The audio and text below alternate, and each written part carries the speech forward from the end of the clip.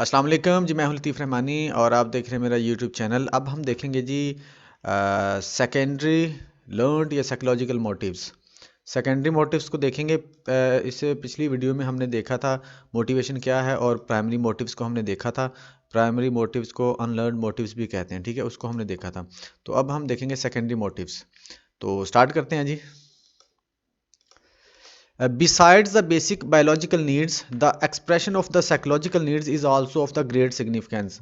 वो कहता है जो बायोलॉजिकल नीड्स है ना, उसके साथ साथ जो साइकोलॉजिकल नीड्स है वो भी ज़रूरी होती हैं through society and culture in which one lives. जो जिस सोसाइटी में हम रह रहे होते हैं, जिस कल्चर में हम रह रहे होते हैं उसमें, ठीक है ना। Non satisfaction of these motives may lead to mental illness. अगर ये वाले जो मोटिव्स हैं ना, या ये वाली नीड्स हैं, अगर पूरी ना हो तो मेंटल इलनेस हो सकती है, साइकोलॉजिकल प्रॉब्लम्स हो सकती हैं। मेन साइकोलॉजिकल नीड्स कौन कौन सी होती हैं? वो उनमें है achievement, curiosity, need for appraisal, need for affiliation, need for power, work as motive. ये वाली हमारे पास साइकोलॉजिकल मोटिव्स हैं। इनको देखते हैं एक एक करके। सबसे पहले हमारे पास है अचीवमेंट। अचीवमेंट क्या होता है? अचीवमेंट का मतलब होता है कामयाबी हासिल करना, कुछ हासिल कर लेना, कुछ अपनी मेहनत से आपको जो मिल जाता है उसको अचीवमेंट बोलते हैं। आप जो चाह रहे होते हैं अगर वो मिल जाए तो उसको अचीवमेंट बोलते हैं। Self actualization or attaining excellence in relevant domain is the characteristic feature of this motive. वो कहते हैं कि जो एक्सीलेंस या सेल्फ एक्चुअलाइजेशन होती है ना किसी भी फील्ड के अंदर, वो उसका ना उसकी करेक्टरिस्टिक होती है। जो ये जो हम मोटिव पढ़ रहे हैं ना, अचीवमेंट, उसकी ये करेक्टरिस्टिक होती है सेल्फ एक्चुअलाइजेशन और अटेनिंग एक्सेलेंस, यानी कि बेहतरीन हो जाना किसी भी फील्ड के अंदर। The need to achieve something, some object of desire, a goal, a position. ये जो अचीवमेंट होती है, ये नीड होती है to achieve something, some object, desire, goal और पोजीशन और स्टेटस। ये अचीवमेंट होती है, अचीवमेंट की डेफिनेशन है, ठीक है। The source of satisfaction is not just the achievement. ये बड़ी इंटरेस्टिंग बात है, दिलचस्प बात है, इसको समझिएगा। वो कहते हैं the source of satisfaction is not just the achievement. वो गोल को हासिल करना ही सिर्फ आपकी सेटिस्फैक्शन नहीं होती, बल्कि उसको हासिल करने के दौरान आप जो कोशिश कर रहे होते हैं ना, आप वो जो सफ़र करते हैं, जो जर्नी करते हैं तय, वो भी आपको सेटिस्फैक्शन दे रही होती है, सोर्स ऑफ सेटिस्फैक्शन होती है। वो कहते हैं कि जब एक नीड पूरी होगी उसके बाद तो उसकी मोटिवेशन ही खत्म होगी ना। जब आप वो उसको हासिल करने के लिए ट्राई कर रहे हैं, कोशिश कर रहे हैं, वो भी एक आपके लिए सेटिस्फैक्शन का सोर्स होती है। अच्छा, the level of the need for achievement varies person to person. ये वाली जो होती है पर्सन टू पर्सन वेरी कर रही होती है कि किस लेवल, किस पर्सन के लिए क्या लेवल अचीवमेंट का है, ठीक है। Some are high and some are low achievers. कुछ बहुत हाई चीज़ें अचीव करना चाहते हैं, कुछ लो पर ही खुश हो जाते हैं। मिसाल के तौर पर कुछ क्लर्क बन के खुश हो जाते हैं, कुछ प्रोफेसर बन के भी खुश नहीं होते। वो कहते हैं हमें और इससे भी बड़ा ओहदा हमें चाहिए, इससे भी बड़ा हमें अचीव करना है। कुछ क्लर्क बन के खुश हो रहे होते हैं, ठीक है। तो ये वेरी कर रहा होता है person to person. Competition is an important element of this need. इस कंपटीशन इसका इंपॉर्टेंट एलिमेंट है, क्योंकि कंपटीशन होगा तो हम अचीव करते हैं चीज़ें। Achievement motivation is a significant variable in competitive society. जो अचीवमेंट मोटिवेशन है ना, वो कहते हैं कि ये ज़रूरी होती है किसमें? कम्पिटिटिव सोसाइटी के अंदर। वहाँ वो सोसाइटी जिसमें कंपटीशन हो, उसमें आपको अचीवमेंट मोटिवेशन ज़रूर होनी चाहिए, ठीक है, या ज़रूर होती है। अच्छा, उसके बाद पीपल विद हाई मोटिवेशन, वो लोग जो मोटिवेशन जिनकी हाई होती है, take and overcome challenge in order to succeed rather than finding an easy ways of achieving success. जो हाई अचीवर्स होते हैं, जिनकी मोटिवेशन बहुत ज़्यादा होती है, वो लोग चैलेंजेस से घबराते नहीं हैं, और ना ही वो कोई आसान रास्ते की तलाश में होते हैं। वो चैलेंजेस को लेते हैं और मुश्किलात का मुकाबला करते हैं और ख़ुद को साबित करते हैं कि वो अचीव कर सकते हैं और अचीव कर लेते हैं, ठीक है। जबकि वो लोग जिनकी मोटिवेशन लो होती है, वो फेलियर से डर रहे होते हैं, वो आसान रास्ते ढूंढ रहे होते हैं या शॉर्टकट ढूंढ रहे होते हैं। अगर दूसरे अल्फाज में बोलें कि शॉर्टकट ढूंढना शुरू कर देते हैं। Not desire to take difficult task, वो डिफ़िकल्ट टास्क लेते हुए भी घबरा रहे होते हैं, ठीक है, जो जिनकी मोटिवेशन लो होती है। तो ये अचीवमेंट के बारे में था, जो कि हमारा साइकोलॉजिकल मोटिव है। आगे बढ़ते हैं। अच्छा, उसके बाद methods of measuring achievement motivation. ये जो मैंने ग्रीन में हाईलाइट किया है, ये आपकी हेडिंग्स हैं, ठीक है। यहाँ पर हाईलाइट नहीं थी तो मैंने हाईलाइट कर दी हैं, ये हेडिंग्स हैं। वो कहते हैं वो मेथड जो अचीवमेंट मोटिवेशन को मेजर करने के लिए यूज़ किया जाता है। सबसे पहले उसमें है जी यहाँ पर उन्होंने एक ही दिया है, थेमेटिक एप्रिसेप्शन टेस्ट, इसको TAT भी कहते हैं, टैट भी कहते हैं, TAT भी कहते हैं, थेमेटिक एप्रिसेप्शन टेस्ट भी कहते हैं। ये इसको इस तरह से जैसे मर्जी आपको पूछा जा सकता है या कहा जा सकता है। Is used series of ambiguous pictures are presented person. अच्छा, इसमें ना मुख्तलिफ पिक्चर्स दिखाई जाती हैं इंडिविजुअल को या पर्सन को, मुख्तलिफ पिक्चर्स, अजीब सी पिक्चर्स होती हैं, फिर उससे पूछा जाता है कि इस पिक्चर के अंदर क्या हो रहा है, कुछ ना कुछ हो रहा होता है उन पिक्चर्स के अंदर, और फिर पूछा जाता है ये बताएं कि इन पिक्चर्स के अंदर क्या हो रहा है, उसके बारे में स्टोरी बनाएं। Instructions are given as that the story must have a beginning. कहा जाता है जब उसको इंस्ट्रक्शन दी जाती है तो उसको कहा जाता है कि पहले उसकी बिगिनिंग स्टार्ट होना चाहिए स्टोरी का, फिर उसका मिडल होना चाहिए और फिर एंड होना चाहिए। अलॉन्ग विद द टाइटल, उसका टाइटल भी आपने देना है। हु आर द पीपल, कौन लोग हैं उसमें। व्हाट आर दे थिंकिंग, क्या सोच रहे हैं। Feelings, wanting etcetera, what is going on and what will happen, ये सारी चीज़ें लिखनी होती है, क्या हो रहा है, क्या कैसे हो रहा है, आगे क्या होगा, थॉट्स क्या है, फीलिंग्स क्या है, ये सारी चीज़ें। ऑल डिपिक्ट्स द नीड्स, ये बताती हैं needs, desires and motivation to succeed. ये जो चीज़ें आपसे पूछी जा रही होंगी पिक्चर्स दिखाने के बाद, ये आपकी नीड्स, डिज़ायर और मोटिवेशन को शो कर रही होंगी। बेसिकली आप बता तो उनका रहे हैं, लेकिन वो आपके अंदर से चीज़ें निकल रही हैं आपकी खुद की। ठीक है, ये बड़ा ज़बरदस्त टेस्ट है। अच्छा, in short the subject describes the past, वो पास्ट बताता है, प्रेजेंट बताता है, ठीक है, उसके बाद फ्यूचर बताता है, along with the description of characters and there thinking and motivation. उससे पूछा जाता है पास्ट बताओ, प्रेजेंट बताओ और फ्यूचर बताओ विद करेक्टर्स जो मतलब पिक्चर्स के अंदर नजर आ रहे होते हैं, और उनकी थिंकिंग और मोटिवेशन भी बताओ। तो ये सारी चीज़ें पूछने के बाद फिर उसका अपना अंदाज़ा लगा लिया जाता है, क्योंकि ये सारी आपके अंदर से चीज़ें निकल रही होती हैं। उसके बाद नेक्स्ट है जी हमारे पास factors contributing to the need for achievement. वो फैक्टर्स जो ज़रूरी होते हैं या जो कंट्रीब्यूट कर रहे होते हैं, जो अपना हिस्सा डाल रहे होते हैं, इन्फ्लुएंस कर रहे होते हैं पॉजिटिवली, इसको पॉजिटिवली या नेगेटिवली इन्फ्लुएंस कर रहे होते हैं। Parents who are warm for their child as well as make high standard for their child, और encouragement is given on becoming independent. अच्छा, पेरेंट्स की जो सपोर्ट होती है बच्चे को बहुत मोटिवेट कर रही होती है अचीवमेंट के लिए। अगर पेरेंट्स की सपोर्ट नहीं होगी तो वो अचीवमेंट नहीं कर पाएगा, उसमें मोटिवेशन नहीं होगी। Siblings who are high achievers in their own domain, वो उसके बहन भाई या उसके यार दोस्त, यहाँ तो बहन भाइयों की बात की गई है, वो बहन भाई जो कि अपनी अपनी फील्ड में अगर किसी बड़े मुकाम पर पहुंच चुके हैं तो वो भी उनके लिए मोटिवेशन होती है कि हमने भी जैसे हमारे बहन या भाई या कोई जानने वाला हुआ है कामयाब, हमने भी होना, तो वो भी अचीवमेंट मोटिवेशन क्रिएट करती है। ठीक है जी, तो ये अचीवमेंट मोटिवेशन था। आगे हमारे पास सेकंड जो साइकोलॉजिकल मोटिव है वो है क्यूरियोसिटी। क्यूरियोसिटी का मतलब होता है तजस्सुस, जानने की चाहत, जानने की ख्वाहिश होना कि क्या हो रहा है, क्यों हो रहा है, कैसे हो रहा है। ठीक है, ये सबसे जो बच्चों में आपको ये चीज़ देखने को बहुत मिलती है। यहाँ पर क्वेश्चन भी है, think why a little child always wanting to break toys and things. सोचें कि बच्चे हमेशा चीज़ों को तोड़ना और चीज़ों को या खिलौनों को तोड़ना क्यों पसंद करते हैं, या वो क्यों चाहते हैं तोड़ना। Why children always ask question of things they saw on TV. बच्चे क्वेश्चंस क्यों पूछते रहते हैं जब वो टीवी पर कुछ देखते हैं या आपके अपने आसपास कुछ देखते हैं। रीड इट और लिसन फ्रॉम एनी वन, क्या आपने ये सुना है या कहीं देखा है, पढ़ा है।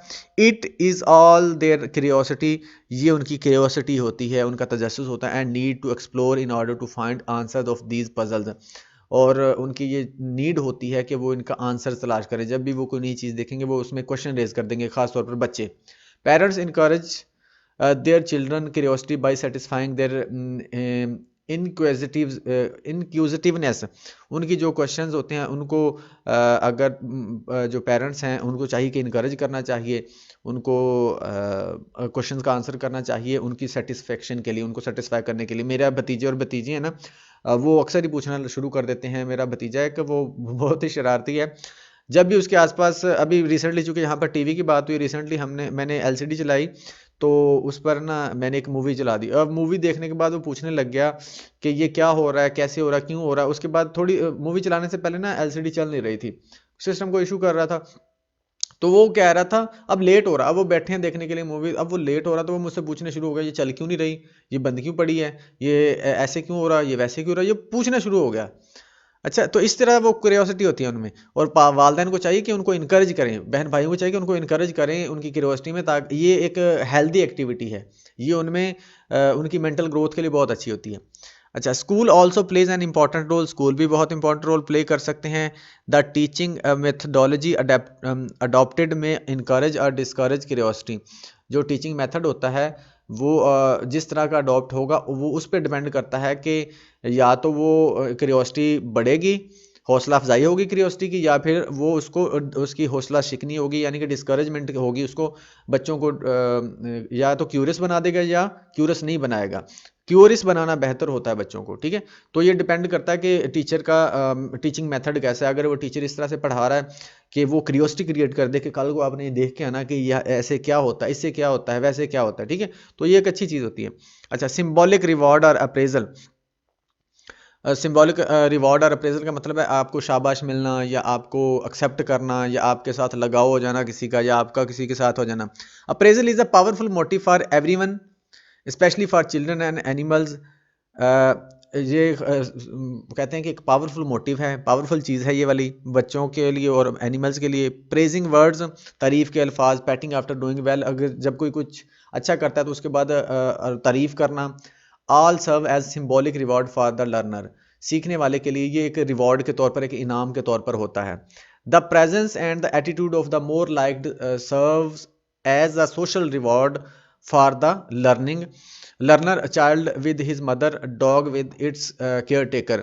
वो कहते हैं कि वो पर्सनैलिटी या वो ऑर्गेनिज्म जो जिसको आप बहुत लाइक करते हो, बच्चा बहुत लाइक करता है, अगर वो पास मौजूद हो तो ये भी एक रिवॉर्ड के तौर पर उसको लग रहा होता है, ठीक है, तो उससे अच्छा फील कर रहा होता है। आगे हमारे पास parents approval and disapproval. Parents liking and disliking towards a child all are included in symbolic reward. Symbolic reward में आप पेरेंट्स का बच्चे को अप्रूव करना, डिसअप्रूव करना, यानी कि उसको एक्सेप्ट करना या एक्सेप्ट ना करना, या बच्चे को कुछ करने देना या ना करना, उसको पसंद करना या ना पसंद करना, ये भी रिवॉर्ड्स में आता है।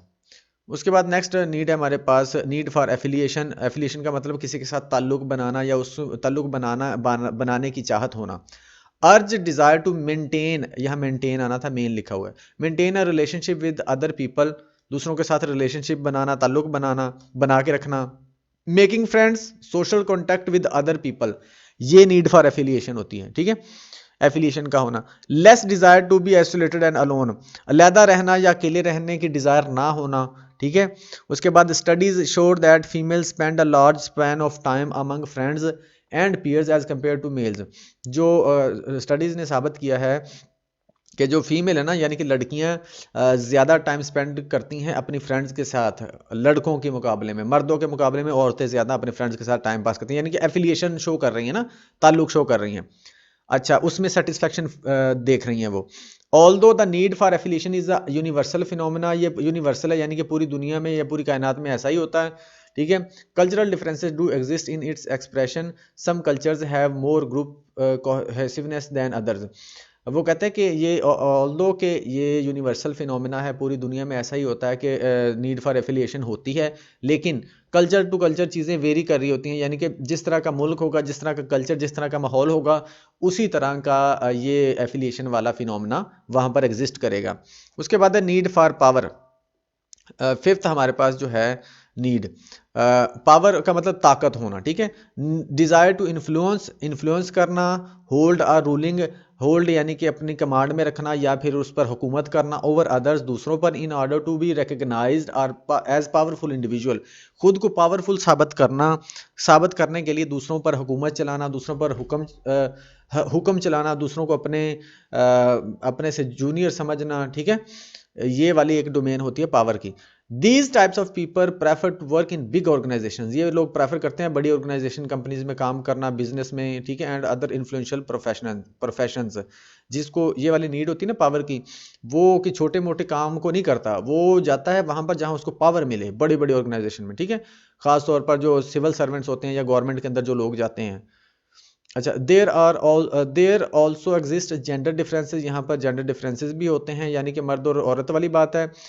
Among males and females, men are more apt to take challenges, जो मर्द होते हैं ना वो ज़्यादा चैलेंजेस को कबूल करते हैं, एक्सेप्ट करते हैं, ठीक है, और अग्रेसिवली रिस्पॉन्स करते हैं हर चीज़ में, वुमेन के मुकाबले में। वुमेन ऐसा नहीं करती, वुमेन सोशली रिस्ट्रेंड होती हैं और ट्रेडिशनली इन हियर बिहेवियर, और वह रवायती सा उनका बिहेवियर होता है जैसे चला आ रहा है।